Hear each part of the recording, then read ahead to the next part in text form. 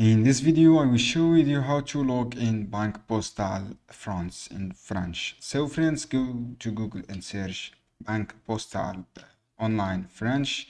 Write this exact keyword. You can check here. After that, click this one. The first website connects you on one Espace client. This one. You will see this page here. From here, this page, you see login your personal account. Write your 10 shifter here, guys. You should be right your exactly 10 shifter and then click continue.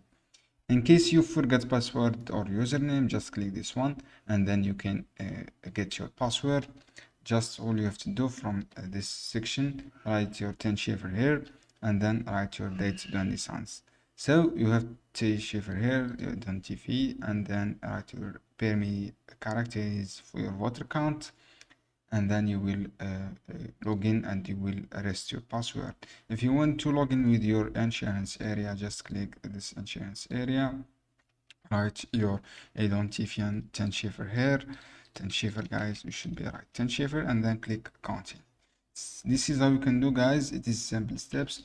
You can use also the app. Just download the app, and Air France app. Download this app on your mobile.